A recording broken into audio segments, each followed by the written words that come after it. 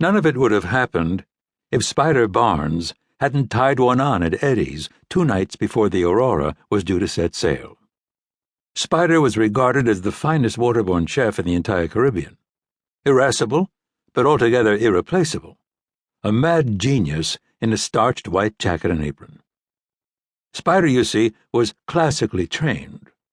Spider had done a stint in Paris.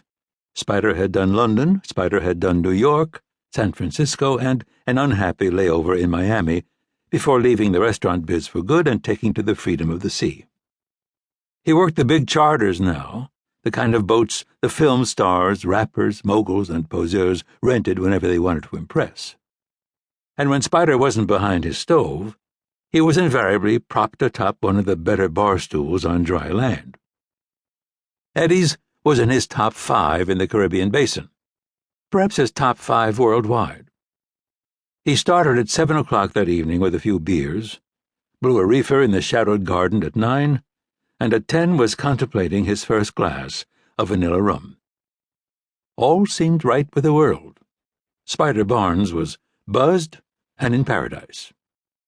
But then he spotted Veronica, and the evening took a dangerous turn. She was new to the island, a lost girl, a European of uncertain provenance who served drinks to day-trippers at the dive bar next door. She was pretty, though. Pretty as a floral garnish, Spider remarked to his nameless drinking companion, and he lost his heart to her in 10 seconds flat. He proposed marriage, which was Spider's favorite approach, and when she turned him down, he suggested a roll in the sheets instead. Somehow it worked, and the two were seen teetering into a torrential downpour at midnight. And that was the last time anyone laid eyes on him. At 12:03 a.m., on a wet night in Gustavia, soaked to the skin, drunk, and in love yet again. The captain of the Aurora, a 154-foot luxury motor yacht based out of Nassau, was a man called Ogilvy, Reginald Ogilvy, ex-Royal Navy, a benevolent dictator who slept with a copy of the rulebook on his bedside table, along with his grandfather's King James Bible. He had never cared for Spider Barnes, never less so than at 9 the next morning when Spider failed to appear at the regular meeting of the crew and cabin staff. It was no ordinary meeting, for the Aurora was being made ready for a very important guest. Only Ogilvy knew her identity. He also knew that her party would include a team of security men, and that she was demanding, to say the least, which explained why he was alarmed by the absence of his renowned chef.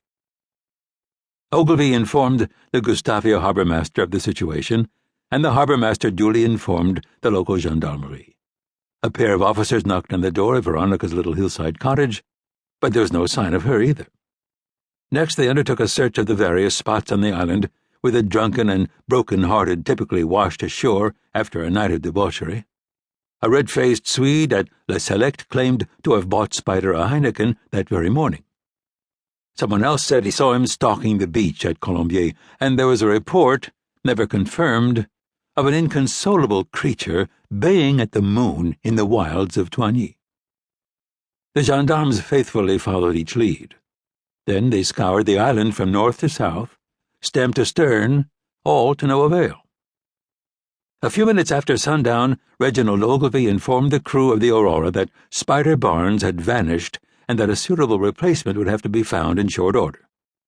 The crew fanned out across the island from the waterside eateries of Gustavia to the beach shacks of the Grand Cul-de-Sac, and by 9 that evening, in the unlikeliest of places, they had found their man.